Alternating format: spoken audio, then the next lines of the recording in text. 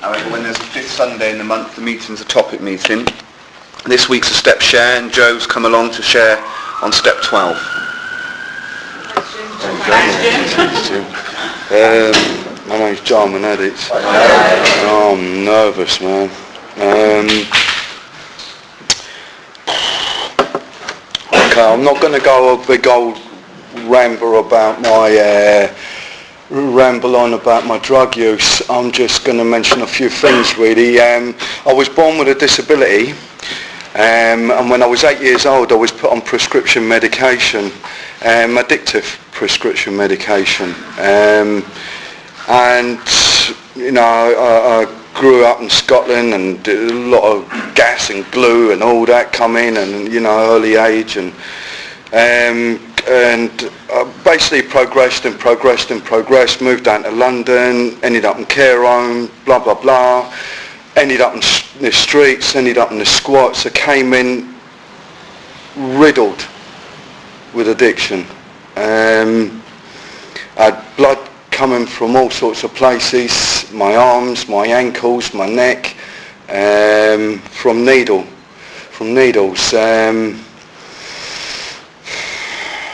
It wasn't a pleasant life, you know. There was moments when I thought I was having fun, when I was really spun out and wasted and thought things were really funny, especially when I'd done stupid things like smash windows, fights and stuff like that.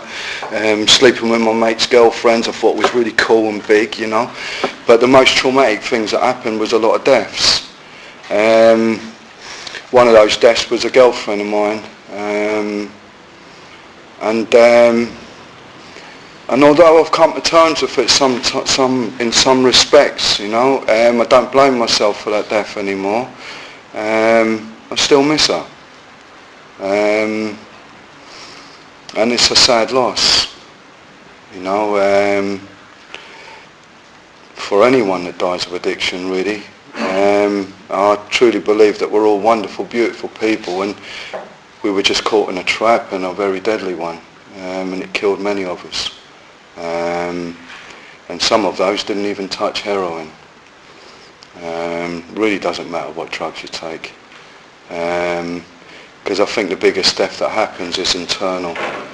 You know, it's in our souls, it's in our spirits. We die internally. I came into Narcotics Anonymous when I was 28 years old,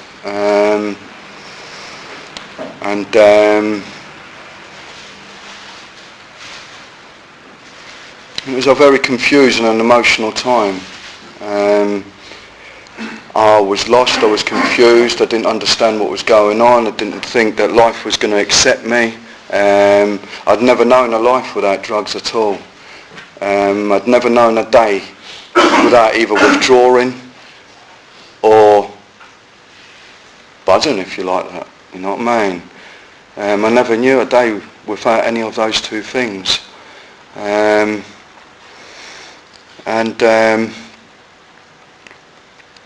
know, I was loved in these rooms, and I still am. And I remember sitting down in my first few meetings. I used to sit there and think, well, you know, when it says in the readings that if you want what we have to offer and are willing to make the effort, I didn't want what you lot had to offer because I didn't really have a clue what you lot had to offer. I judged and thought what you lot had to offer. I judged you all.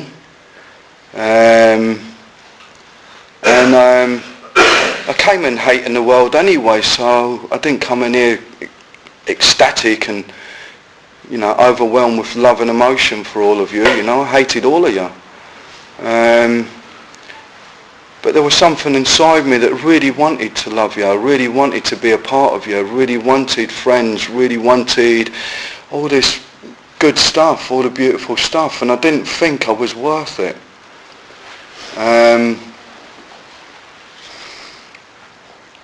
I got myself a sponsor on the sly, because for a few months I was sitting in meetings and taking a piss, really. You know, slagging you off, taking a piss, you know, and judging you madly. And I got myself a sponsor, but on the sly. I didn't want to admit that I had one because it wasn't cool. And I was still in that street cred, you know. I was still in the squat head. I was still in the addict head. Severely. And I started to work step one, and it wasn't until I was working step one when I realised that actually there isn't that much difference between us all. And we all deserve to be here. And I really, I don't know, I guess it might be that typical addict thing, like, well, you want more. You know, you get a little taste of something, it makes you feel good and you want more. And that's what happened with the steps with me. And I went through the steps and I was going through my changes, and some of those changes were quite a slap in the face. Not in a horrible way, but in a way of like, fuck, I never realised that, you know.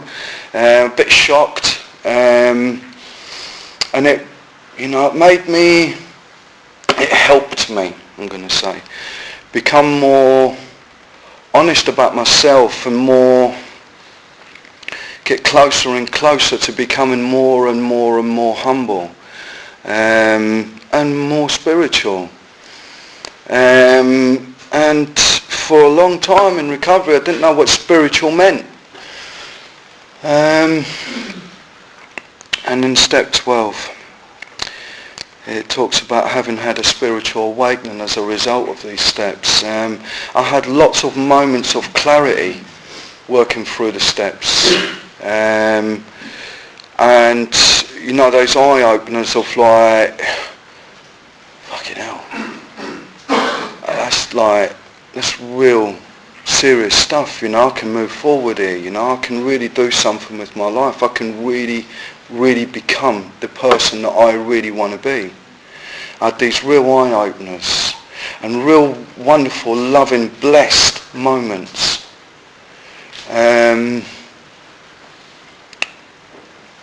this spiritual awakening, kind of, I don't know, it's hard to describe, because for me it's more of a feeling and an action. When I just do the right things. And it talks in there about trying to carry the message and to practice these principles in all our affairs. I try and carry this message. How I try and do it is many different ways, but in Narcotics Anonymous what I do is I try and carry the message through doing service. And for me, service can be easily just reaching out, you know, giving someone a hug, to taking on a commitment, which I think is more important to talk about, you know. Because that's where I learn, that's where I really learn to grow up, and that's where I really learn to become more of a man, you know. To be more of a man, I don't mean that in a sense of like my old understanding of being a man, of running around fighting and being, you know, heartless and brutal and cruel to be kind and all this and treating me and care. I'm talking about, you know, being gentle and loving and not really caring what anyone else thinks, you know, whether they call me soft or whether they call me, you know, whatever. I'm a soft and gentle man. Don't get me wrong, I'm human. I have my little defects and I come up short sometimes. But I do my best to be as gentle as I possibly can at that given moment. You know, at that given moment. I do my best, you know.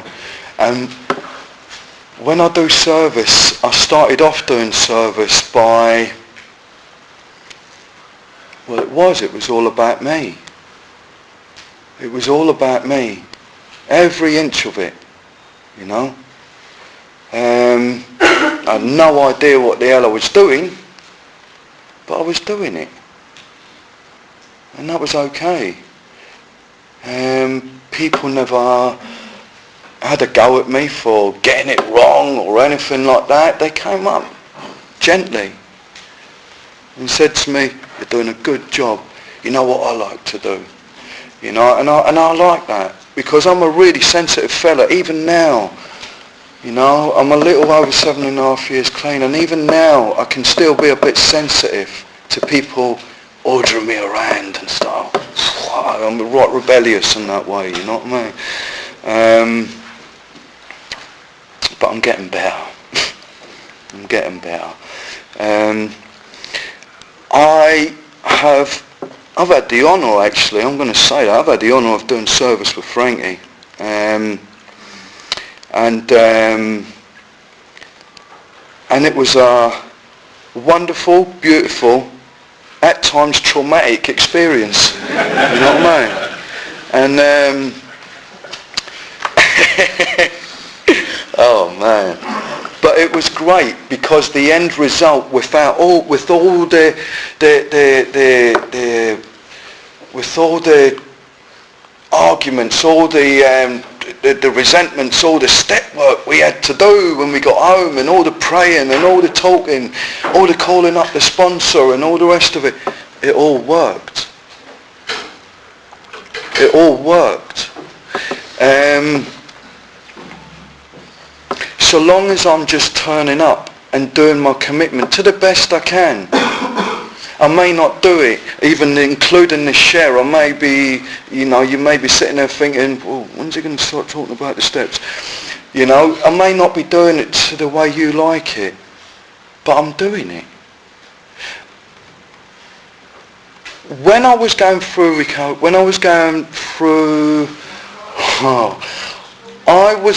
the first 3 years, and it was wonderful. I was growing and growing and growing and growing and growing. I was going through the steps, and I was just, I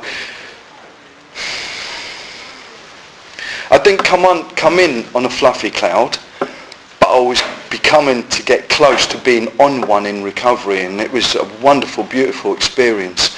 And I was growing, I was learning, I was, taking my inventory and taking everyone else's, and I was just, I was growing. I was becoming someone I really, really wanted to be. When I was using, I knew there was a little glow inside. I knew there was a little glow inside. But I never felt like I was allowed or accepted and given the permission to be that little glow. And being in recovery, going through the steps and stuff like that, and having the love and support from people in recovery, I was allowed, and I was given that permission, and I needed that. And I got to 3 years clean, and I was told some news by the hospital that I'm going blind and there's nothing they can do, and it traumatized me. I had a wonderful, beautiful understanding of my higher power. I had a wonderful, beautiful connection to you guys and the program that restores me to sanity. I had lovely people, I had a great connection with my sponsor. And when I was told I'm going blind and there's nothing they can do, it destroyed me. And I let go of the higher power of my understanding, the God of my understanding. I let go of it, because it went back to the old understanding of it's God that's doing this to me, if it does exist. God's this, God's that, God's this, God's that. And I don't care about all the love that I've received in the rooms, because people are people and they don't care anyway. And I went right into that. I went into the self-pity, anger, resentment, rage. And all that was running through my head was, Joe, go and pick up. Go and pick up. And I was scared. I was so scared. But there was something in here. There was something in here that was saying, go across the road to that healthy cafe and get yourself some lentil stew. Go and get yourself something nice and good for yourself. Nurture yourself. Love yourself. Something I was unable to do when I came into Narcotics Anonymous was to love myself. And it took a bit of time for me to actually get to that point of realising, fuck me, I've actually been loving myself the last 2 years, you know what I mean? Till that point I thought I still hated myself. And I kind of, I had changed my meetings only because I'd let a newcomer, and I'm very blessed for that newcomer, come and stay in my home. And he took me to all these different meetings. He's going, here, come this one, Joe, come this one, Joe. And I'm fuck, I want to stay in bed and wallow. You know what I mean? I don't want to go anywhere. You know what I mean? But he took me to these meetings. And I met some new people. And I met some other people that had known all my recovery, going to these meetings. And I felt so blessed. So blessed. And one of those new people that I'd met is in the meeting today. And I love him so much, man.